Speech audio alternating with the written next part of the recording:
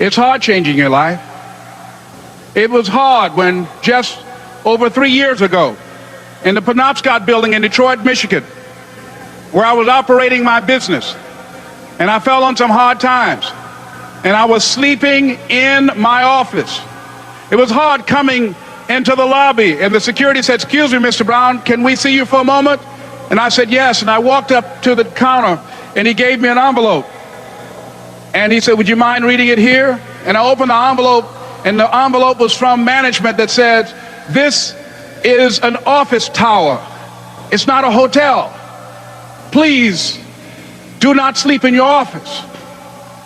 And I said, "Excuse me, sir." I said, "I just work long hours in creating my business. I'm an entrepreneur. And right now things are bad for me, but they're not going to be this way always. And I just asked for the opportunity to continue to operate like I'm doing. I'm not trying to make this my home." And it was hard coming through the lobby. And sometimes they would laugh. There's a guy talking about becoming successful. And look at him. He's bathing in the bathroom upstairs on the 21st floor. He sleeps on the floor. Him and 2 other dreamers up there. Look at him. It was hard, ladies and gentlemen, coming to speak to people. And I was facing financial difficulties in my own life. I was behind on my bills and my dreams, and I'm saying to them, you can live your dream. It was hard, ladies and gentlemen. It was very difficult to pick myself up each day believing that I could do it. There were times that I doubted myself. I said, "God, why is this happening to me? I'm just trying to take care of my children and my mother. I'm not trying to steal or rob from anybody. Why did this have to happen to me?" It was very hard. And here's what I want to say to you. For those of you that have experienced some hardships, don't give up on your dream.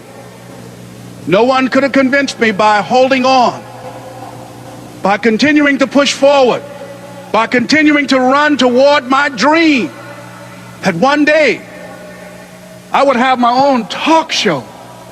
It's a long shot, ladies and gentlemen, from Liberty City, an abandoned building on a floor, never knowing my mother or father. It's a long shot. Being here with you today in this dome in Atlanta, it's a long shot. No college training, labeled educable, mentally retarded, but I kept running toward my dream.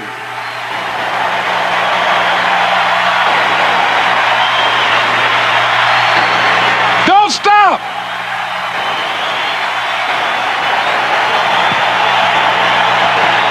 Don't stop.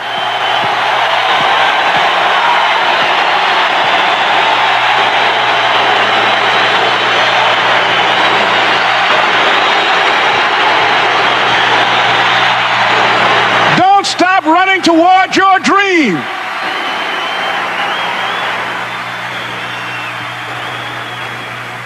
It's very important as you hold on to that dream. There are moments when you're going to doubt yourself. There are rough times are going to come, but they have not come to stay. They have come to pass. It's very important for you to know that. Don't say I'm having a bad day. Say I'm having a character building day.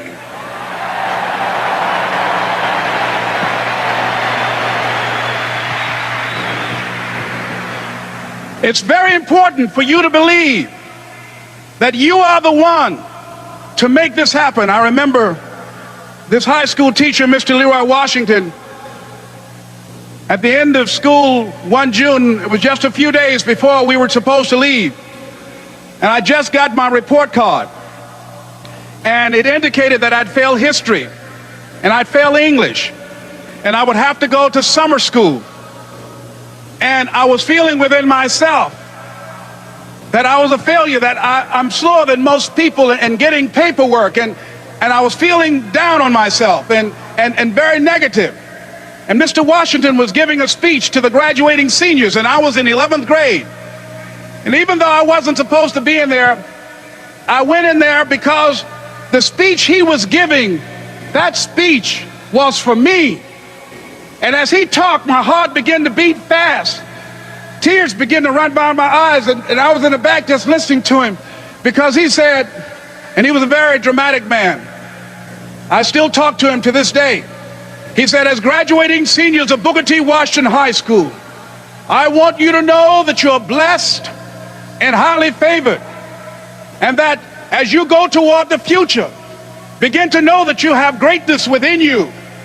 And if just one of you here begin to envision yourselves as being blessed and highly favored to reach your goals, if just one of you capture the essence of what that means, that you have greatness within you and a responsibility to manifest that greatness, that you can make your parents proud, you can make your school proud, you can touch millions of people's lives, and the world will never be the same again because you came this way. And the students gave him a rousing standing ovation. And as he left the auditorium, I ran down the steps and I caught him in the parking lot. I said, Mr. Washington? He said, yes. I said, do you remember me, sir? He said, no. I said, my name is Leslie Brown. My mother, she works in the cafeteria here. I'm one of the twins, Leslie and Wesley. I said, Mr. Washington, but you know, I got these big dreams. I like talking to people. I love people. I said, I want to work with people, and I got this dream of buying my mama a home.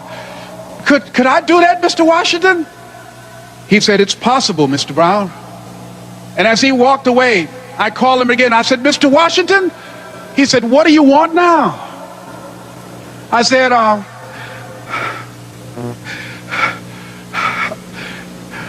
I'm the one, sir. I said, I'm the one. You remember me, sir. I'm Miss Mamie Brown's boy. I'm the one. I'm the one.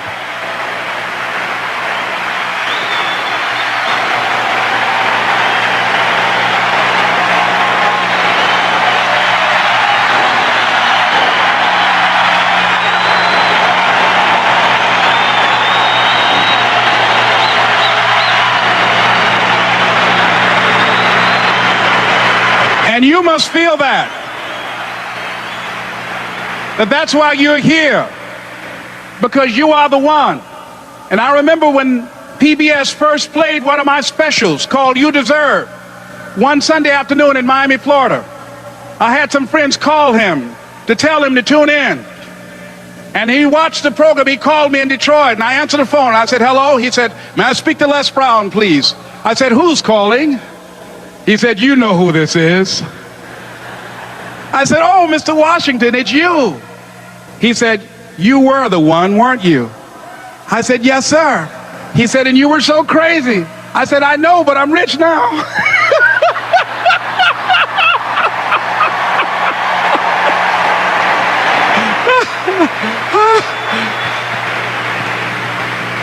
Ladies and gentlemen, it's not going to be easy. It was hard laying on the floor of the Penobscot building, looking out of the window, daydreaming, saying, Les, can you do this? Can you make this happen? I used to listen to tapes day in and day out about See You at the Top, my great friend Zig and Dennis Waitley and different other motivational speakers, and Dr. Norman Vincent Peale. And Dexter saying, don't let nobody steal your dream. I used to ask myself, can I do this? And something said within me, you're the one. You're the one. And let me tell you something, ladies and gentlemen. While you're here, and before you go back home to your respective cities and communities, write down at least 5 reasons on why you deserve your dream, on why you won't give up, what's going to make you unstoppable, why you must be unreasonable, because logical, practical thinking says you can't do it today. But if you want to produce unreasonable results in your life, like living your dream and taking charge of your destiny, you've got to be an unreasonable person. You've got to be an uncommon person. So write down the reasons of why you're here. My first major goal was to buy my mother a home. And let me tell you something, ladies and gentlemen. What will reasons do, Les? Nietzsche said, if you know the why for doing, you can endure almost anyhow. What do you mean by that? If you know why you're doing something, when the hard times come, and they're going to come, when the disappointments and the rejections come, and they're going to come by the truckloads, your reasons will be your rod and staff to comfort you, to pick you up. Once again, I got a saying on one of my tapes: if life knocks you down, try and land on your back, because if you can look up, you can get up. Let your reasons get you back up.